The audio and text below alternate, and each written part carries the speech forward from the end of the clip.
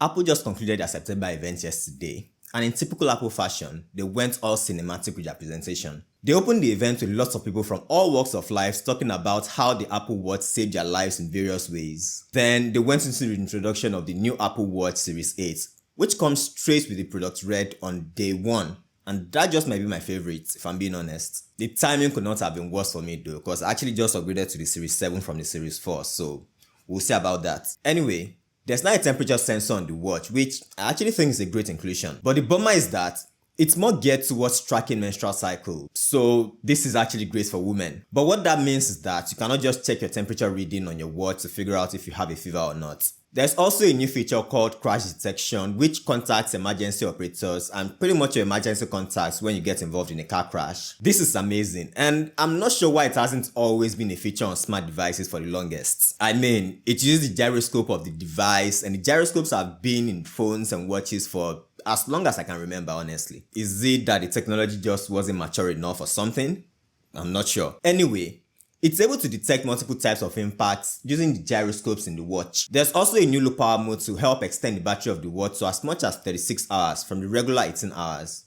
It does this by disabling the always on display. The watches come in midnight, starlight, silver, and the product red, which I am really excited about. Prices stay the same across board, starting at $399 for the GPS version and $499 for the cellular version. Now, to go into the Apple Watch SE. There's a second gen SE, and it includes the same motion sensors that are in the Series 8. And it actually starts at $249 for the GPS version and $299 for the cellular. Then the rugged version of the Apple Watch was announced, designed for exploration and more rugged activities. If you're a pro athlete, you would really benefit from this. And it looks exactly like the last minute leaks. They called it the Apple Watch Ultra. Its case is made from airspace grade titanium with a flat top and rounded bottom. And it has this protruding bulge where the crown is located at. There's also a new button called the Action button. Has a digital crown with larger diameter and coarser groove. And it also comes with larger speakers. This is also cellular only version with the biggest battery in any Apple Watch, giving it 36 hours of battery life. And it also comes with power saving mode to extend the battery to as much as 60 hours. It also comes with a new band called the Alpine Loop, which I think is pretty dope.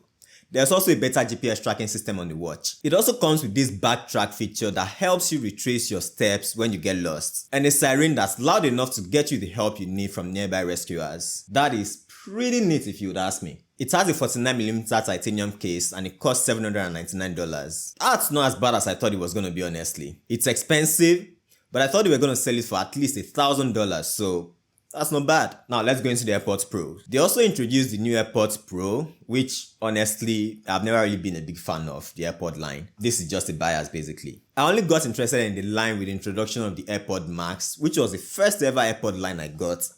And I love it like crazy, coming from the Sony headphones. The AirPods Pros come with the H2 chip. There's also a new adaptive transparency mode which would react instantaneously to sudden loud noises. Also, a new touch control that allows you to control the volume, and comes with 6 hours out of the box listening. And with the case, you get 30 hours of combined battery life. You now have a speaker on the case to help you locate them when they are misplaced by basically beeping them using your Find My. Also included is the ability to charge them with your Apple Watch charger. Then the main thing everyone has been waiting for, the new iPhone 14s. With the iPhone 14, they now have a bigger 14 Plus at 6.7 inches. So now you have a 6.1 and 6.7 iPhones in 5 colors: midnight, starlight, blue, silver, and product red. They maintain the same A15 chips on the iPhone 13, which, let's be honest, is actually plenty fast already. But I'm sure a lot of people will not be happy with the use of the same chip. There's a new larger 1.9 micron sensor on the 12 megapixel camera with an acclaimed 49% better lighting capability. The front has a 12 megapixel camera with new autofocus. It also comes with a new action mode that makes it act almost like a gimbal to smoothen or stabilize your handheld shots, a feature which is new to the iPhone 14. The iPhone 14 also comes with the new crash detection, which was just announced on the new Apple Watch. There's also this new emergency SOS service via satellite that was rumored for a while. With the satellite feature, you have to point to a clear sky and the phone prompts you on what direction to point,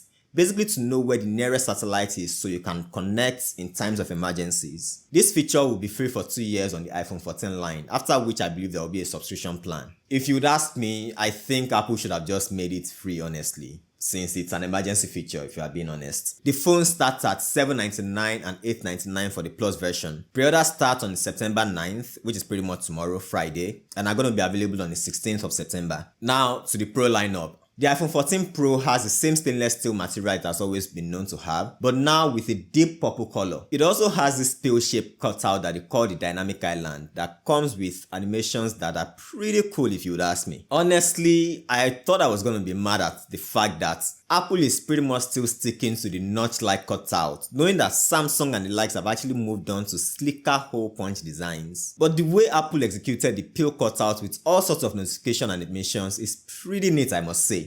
Pretty nice. I know I sound like a fanboy, but hey. There's also an always-on display which the new iOS 16 is going to be able to take advantage of. It also comes with the new A16 chip, and they did not hesitate to take shots at the competition, still trying to catch up on the performance of the A13 chip from 3 years ago. There's also a new camera system at 48 megapixel main camera and a quad system sensor, which was already rumored. This will help improve low light performance. But what I can tell you is that the files will be so large, especially for those shooting videos on their iPhones. As for prices, they actually maintain the same prices here in the US, which is actually a great thing, as there were actually rumors that Apple would increase the price because of the global supply chain issues and also inflation. But prices have actually been hiked by as much as £150 in the UK, $200 in the Philippines and India, and I'm sure it's pretty much the same across the world. I think that about covers it all. We have the new Apple Watches, the new AirPods Pros, and the new iPhones. If there's anything you think I missed, or if there's anything else you would like me to cover next time, please let me know in the comments below. Thanks for watching, stay safe, and I'll see you guys next time. Peace!